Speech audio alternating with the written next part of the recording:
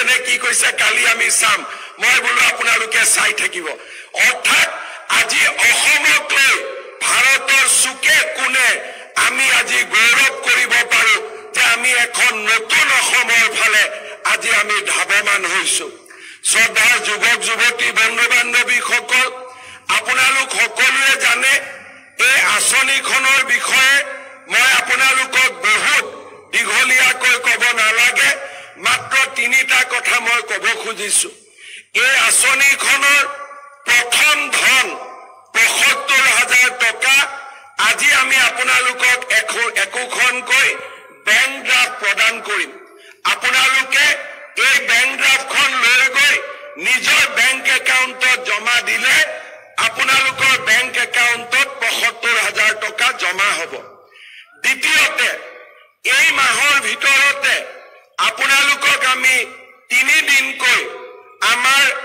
জিলাসমূহত প্ৰশিক্ষণ কৰোৱাম ইতিমধ্যে কিছু যুৱকৰ প্ৰশিক্ষণ সম্পূৰ্ণ হৈছে আৰু কিছু যুৱকৰ প্ৰশিক্ষণ বাকি আছে মই আপোনালোকক প্ৰতিশ্ৰুতি দিছো যে আপোনালোকৰ বেংক একাউণ্টত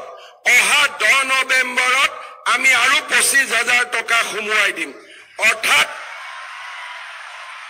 আজি আমি 30 অক্টোবৰত কথা কৈ আছো আৰু 10 নৱেম্বৰত ৰাতিপুৱা 12 বজাৰ আগতে আপোনালোকৰ বেংকৰ একাউণ্টত 25,000 টকাকৈ আৰু জমা হ'ব সত্ৰ দুটা 3 দিনীয়া প্ৰশিক্ষণটো সকলোৱে কৰিব লাগিব আৰু আপোনালোকক আজি সময়ৰ অসুবিধাৰ বাবে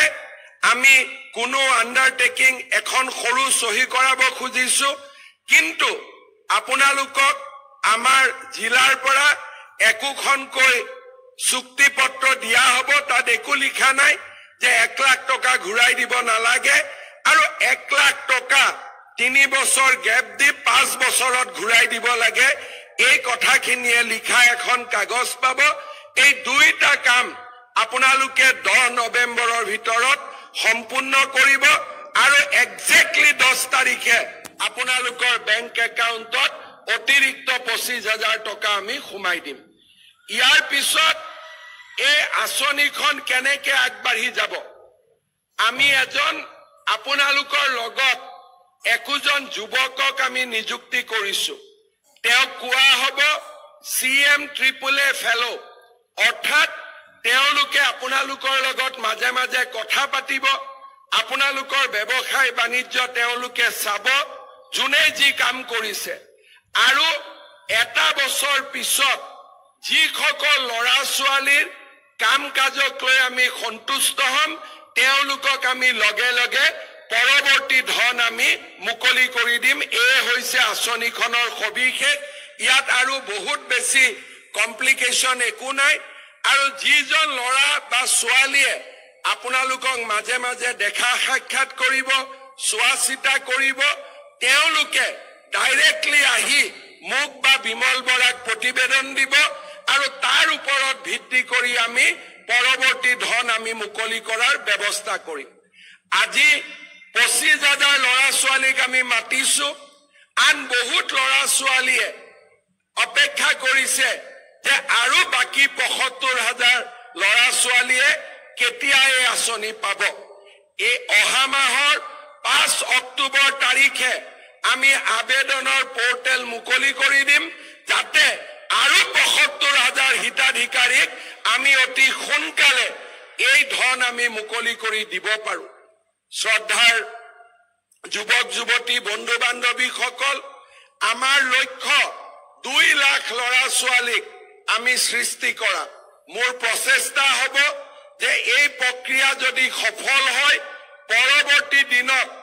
আৰু 1 লাখ যুৱক যুৱতীৰ বাবে এই আঁচনি আমি মুকলি কৰি দিব খুজিছো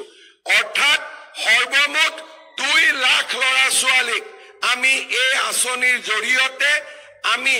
আত্মনিৰ্ভৰ অসমৰ ফালে লৈ যোৱাৰ বাবে আমি চেষ্টা কৰিম শ্ৰদ্ধাৰ যুৱক যুৱতী বন্ধু বান্ধৱীসকল এই আঁচনিখন নিৰ্মাণ কৰোঁতে আৰু এই আঁচনিখন পৰিচালনা কৰোঁতে উদ্যোগ মন্ত্ৰী বিমল বৰা ডাঙৰীয়া মুখ্য সচিব ৰবি কোটা ডাঙৰীয়া আৰু আমাৰ জিলাৰ গোটেই অফিচাৰ সকলে যোৱা 2 মাহত অভূতপূৰ্ব কষ্ট আৰু ত্যাগ স্বীকাৰ কৰি এই আঁচনিখন আজিৰ পৰ্যায়লৈ লৈ আহিছে মই বিশ্বাস কৰোঁ যে অসম চৰকাৰৰ বিষয়া কৰ্মচাৰীসকলে আজি এক নতুন কৰ্ম সংস্কৃতিৰ ফালে গতি কৰিছে আৰু এনেকুৱা ধৰণৰ সফলতাই আমাক বিশ্বাস প্ৰদান কৰে যে আমি নিশ্চিতভাৱে এখন নতুন অসমৰ বাবে গতি কৰিছো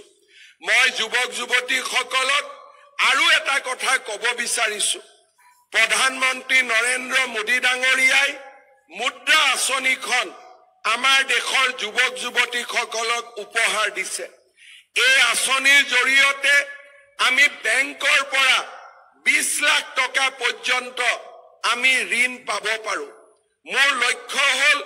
চৰকাৰে আগবঢ়োৱা 2 লাখ টকাৰ সৎ ব্যৱহাৰ এটা সিভিল স্কোৰত আমাৰ সুন্দৰ প্ৰতিফলন আৰু বেংকৰ লগত ধনৰ লেনদেন এইবিলাকৰ বিষয়ে আমি আপোনালোকক জনাই থাকিম আমাৰ উদ্দেশ্য হ'ল যে আজি যিসকলে 2 লাখ টকা পাবলৈ সক্ষম হ'ব তেওঁলোকৰ যাত্ৰা 2 লাখ টকাত শেষ হৈ যাব নালাগে তেওঁলোকে যাতে পৰৱৰ্তী দিনত প্ৰধানমন্ত্ৰী মুদ্ৰা আঁচনিৰ জৰিয়তে বেংকৰ পৰা 20 লাখ টকালৈকে লোন ল'ব পাৰে আমাৰ লক্ষ্য হ'ল আপোনালোকক প্ৰধানমন্ত্ৰী মুদ্ৰা আঁচনিলৈ আপোনালোকক প্ৰস্তুত কৰা মই প্ৰধানমন্ত্ৰী ডাঙৰীয়াৰ লগত এই আঁচনিখনৰ বিষয়ে আলোচনা কৰিছিলো আৰু তেওঁ মোক কৈছে যে যিবিলাক ল'ৰা ছোৱালীয়ে 2 লাখ টকা ভাল কৰি ব্যৱহাৰ কৰিব প্ৰধানমন্ত্ৰী ডাঙৰীয়াক মই কওঁতে তেওঁ মোক কৈছে যে লাগিলে অসমত প্ৰধানমন্ত্ৰী মুদ্ৰা যোজনাৰ যি লক্ষ্য সেই লক্ষ্য মই বঢ়াই দিম যাতে প্ৰতিগৰাকী সফল যুৱক যুৱতীয়ে মুদ্ৰা লোনৰ ভৱিষ্যতৰ দিনত অধিকাৰী হ'ব পাৰে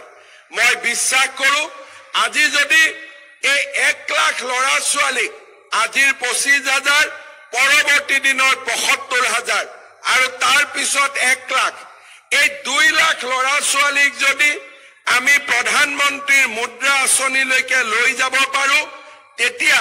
আমাৰ অসমৰ সামগ্ৰিক যিটো পৰিৱেশ সেই গোটেই পৰিৱেশটো সলনি হৈ যাব আগত অসমৰ মানুহৰ বিশ্বাস আছিল যে বেংকে আমাক লোন নিদিয়ে কিন্তু আজি লাহে লাহে সেই পৰিৱেশবিলাক সলনি হৈছে চলিত বৰ্ষৰ 31 মাৰ্চলৈকে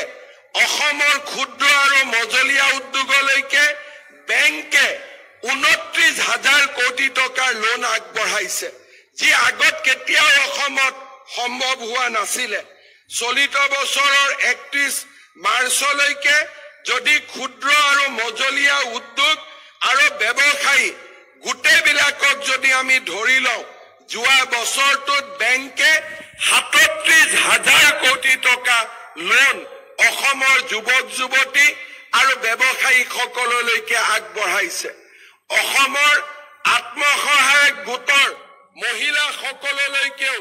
বেংকে বৰ্তমান ব্যাপক লোন আগবঢ়াইছে সেইবাবে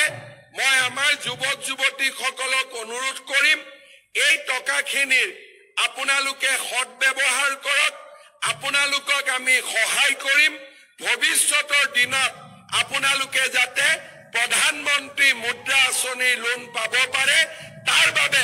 আমি আপোনালোকক উপযুক্তভাৱে গঢ়ি তুলিবলৈ চেষ্টা কৰিম আপোনালোকে মাত্ৰ আমাক সহায় আৰু সহযোগিতা কৰক আজিৰ এই সুন্দৰ দিনটোত মই তাৰে আপোনালোকক আহ্বান জনাম শ্ৰদ্ধাৰ যুৱক যুৱতী বন্ধু বান্ধৱীসকল আমাৰ লক্ষ্য হ'ব লাগে যে এখন আমি যাতে আটায়ে মিলি সুন্দৰ অসম নিৰ্মাণ কৰিব পাৰো হততে আন্দোলন হততে হতাশা ই কেতিয়াও সমাধানৰ ৰাস্তা হ'ব নোৱাৰে যি যুৱক যুৱতীৰ মনত আশা থাকে হতাশাই যাক কেতিয়াও আন্ধাৰ কৰিব নোৱাৰে তেনেকুৱা যুৱক যুৱতীয়ে সফল হ'ব পাৰে